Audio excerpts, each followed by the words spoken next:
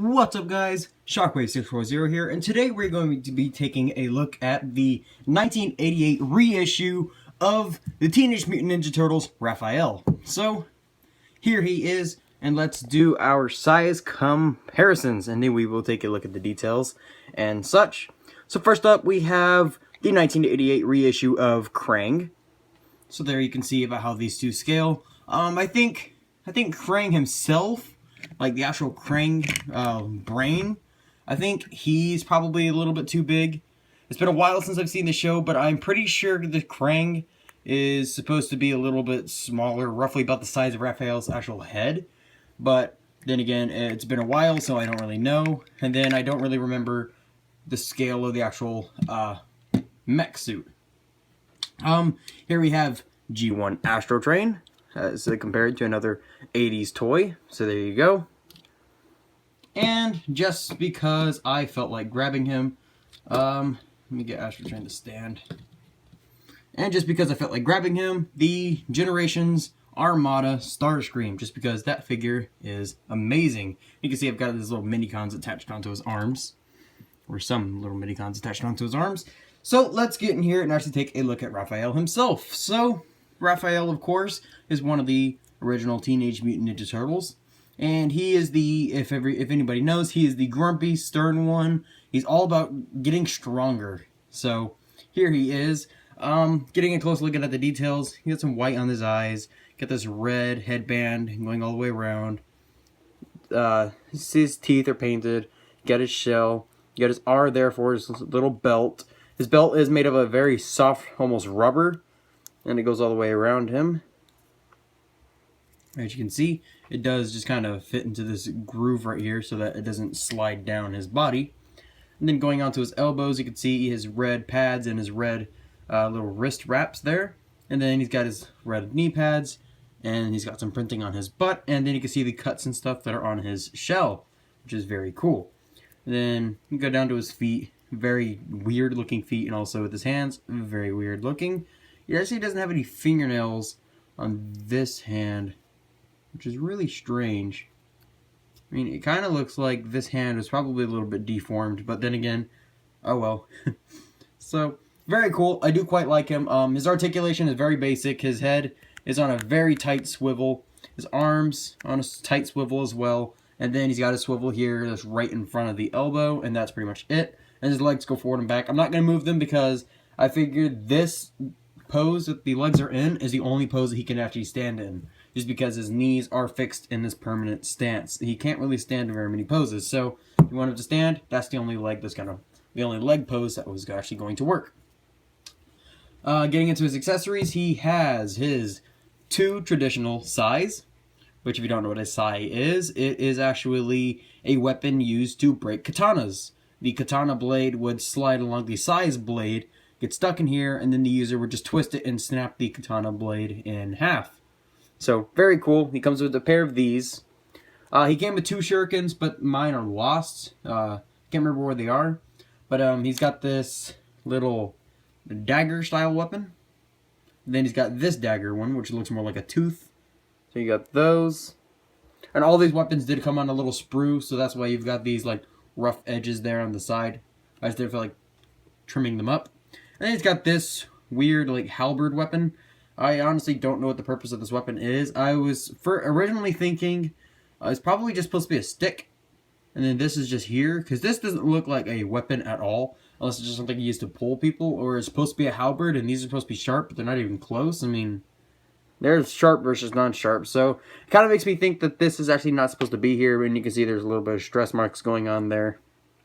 So, I honestly don't know what the purpose of this section is right here. But yeah, you can store his weapons on him. You've got the big knife, which can go right into this little sheath there and fit comfortably. This one doesn't really have a place to go, but his sais do. You can just slide them right into these little slots right in there. The other one can do the same as well. Slide that in. There you go. And what I like to do with these 2 weapons is I just take this and just kind of wedge that right down into his belt there, and then do the same on the other side with this tooth weapon. I just kind of slide that in like so. And there you can have all of his weapons stored. His shurikens, honestly don't even know why he has them, because they were way too skinny to actually fit in his hand, so he couldn't hold them, and they stored nowhere on him, so they were kind of pointless anyways, so oh well. And of course, if you take all of these weapons off, he can actually hold every single one of them. So of course we're going to use his sai first, which you just snap it right into his hand, and there you go. You have RAPHAEL holding his traditional sai. So pulling that right out of his hand. Here he is with the halberd weapon, which also just simply snaps right into his hand, and then you can have him wielding that. So you can use that for whatever purpose he would use that weapon for. Gonna let go of it, get that sai out of the way.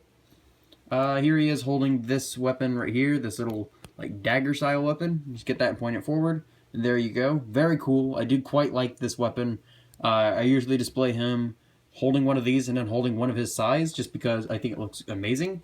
And then he's got this little weapon right here, which he just kind of holds up like this, which kind of makes me think this is actually meant more for climbing, because if you hold it like that, this looks like he's actually ready to go climbing, but he only has one of them, so I honestly don't know how we would actually go climbing with that, unless some of the other turtles come with these things as well.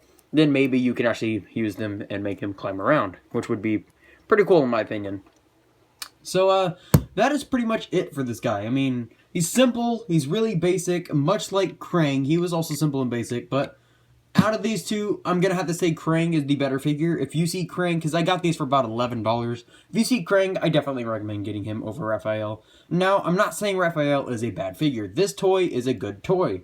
It's just, I mean, he's not really all that fun. I mean, he looks cool. I mean, I really do like the way he looks. His weapons are a lot of fun, but he's not as fun as Krang was. I mean, Krang has this robot, and then you've got the Krang itself, and then you've got his gun and his legs, which can move around and do all that stuff, and then you've got RAPHAEL, and I mean, he doesn't even have knee joints, he doesn't even have a proper elbow, it's just a swivel there, so you're not really going to have much playability out of this guy, but I can see a little kid kind of just holding his sais and just kind of swinging him around and kind of just battling with the Krang here and just kind of kicking him up and stuff like that. I mean, I could see how that would work. But as a collector and putting him in a decent pose on my shelf, I don't really see much of fun besides him just standing there like that. While Krang, I can pose his arms around, I can pose his little tentacles around and do all of that stuff. But like I said, I'm not saying that this is a bad figure. I'm just saying he could have definitely benefited from just overall being more fun. I mean, other than that, he just looks good. I mean, he's not really the most fun thing you're ever going to see in your life.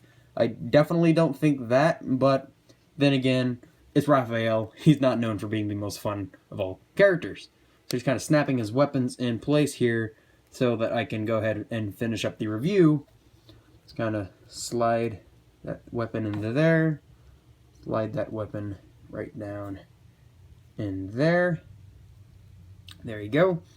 So that is the 1988 reissue of RAPHAEL. I do not have the other turtles. I really want to get all of the turtles. I just can't find them. I mean, I saw Donatello and I saw Michelangelo, but it was their weird, like, gangster-looking forms, or their pimpster weird-looking forms. They're wearing, like, weird clothes and stuff, and I didn't like those. I want these. I want the original turtles. I don't want those weird forms. But, let's get to the voting. So, for today's voting, we have two of my original Lego MOCs. Or Lego Transformer MOCs. So first we have my Galvatron done up in Megatron's colors, and of course he fell over because he does that quite a bit. So here is my Galvatron, who is done up in Megatron's colors, and then here we have the unnamed arch enemy of the Angelbot Combiner, who I did do quite a while back, and Galvatron just wants to keep on falling over because I don't know why, he just likes to fall over. Just kind of get him counterbalanced. I'll just have to prop him up. But, so here we have unnamed Transformer. I'll leave the name up to you guys if I review him. And then we have the Galvatron up here. So, as always, the eye will be right up here. And you can vote Galvatron or Demonicon Combiner.